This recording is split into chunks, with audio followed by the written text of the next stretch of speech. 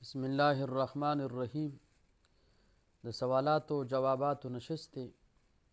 اول سوال او مسله دا ده، بعضې ملګري یې زړه کې خیال راشي، یعنې په زړه کې وي چې زه خپلې ښځې له طلاق ورکوم، آیا دا طلاق کېږي که نه کېږي؟ نو چې تر څو پورې ده به د الفاظو تکلم نه کړي نو دا طلاق نه کېږي.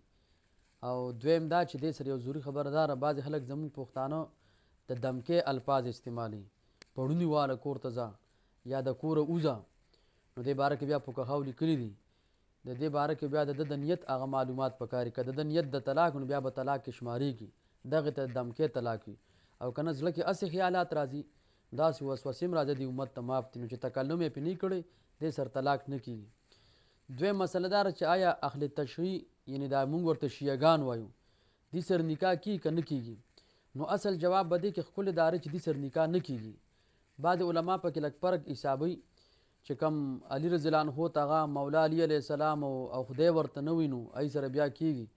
خو زموږ پښتانه یو مثال پیش کوي چې خړ سپي د ګیدړ هغه روري، نو دغه ټول د یو پلار هغه اولاد دی، نو شیعهګانو سره نکاح په کار نه ده. بهتر کول پکې دا یعنې احتیاط پکې دا دی. مونږ به هم ورته په نکاح زنانه نه ورکو او د هغې نه به هم په نکاح باندې زنانه هغه نه له دوی سره نه کېږي، ځکه چې علي رضی الله عنه ته دوی خدای وي او تمام صحابه دي نه مني، صحابو ته کنزل کوي.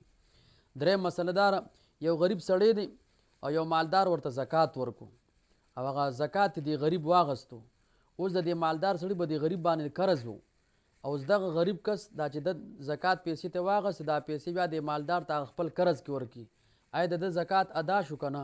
نو فقها لیکي بالکل زکات د ده ادا شو، ځکه په زکات کې اصل څیز هغه تملیک دی، د غریب لاس ته ورسېدو، اوس که هغه قرض کې ورکړي یا ځان ته پې نور ضروریات برابري، خو د مالک ته بیا هم په قرض کې ادا کولی شي. بل څلورم سوال دا چې آیا یو خاوند دی یعنې نارینه دې خپلې ښځې ته غسل ورکولی شي که نه؟ نو جواب دا دی چې کله ښځې مړه شي په هېڅ صورت کې هغه غسل نه شي ورکولی. دې باره کې بیا احکام میت کې پوره صورتونه لیکلي، خو یو صورت پکې دا بیان کړو، هغه دا دی یو علاقه کې ټولې کافرانې ښځې دي، د مسلمانانو یو زنانه ښځه مړه شوه، اوس هغه نورې مسلمانانې ښځې شته نه، دې له د غسل مسله دا ده چې دا مسلمان کس پر اوچت شي او د کافرانو یوې ښځې له به د غسل طریقه وښیي، نو ځکه په ظاهر باندې هغې کې چې کوم خرابي ده، ګندوالی دی، نجاست دی د کافر ښځې، هغه خو د عقیدې په اعتبار دی، ظاهر لاس خو پاک دي او دې ورته صرف د غسل طریقه وښیي، نو د مسلمانانو د زنانه ته به هغې غسل ورکړي، نارینه خپل خاوند هم ورته هغه غسل نه شي ورکولی. دغه شان د دې عکس هغه که مثال نارینه هغه وفات شو، مسلمان سړی دی او مسلمانان نور سړي شته دی نه، نو اوس په څه کوي؟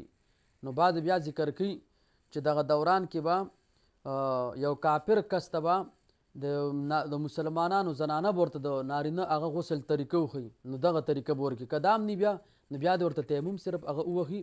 اوس که چېرې دغه علاقه کې اوس صرف مسلمانانې زنانه دي، څنګه د اول صورت ذکر شو، اوس د جنازې مونځ مسله ده، نو بیا بهتر صورت دا دی چې د مسلمانانو زنانه به بیا د جنازې هغه مونځ کوي.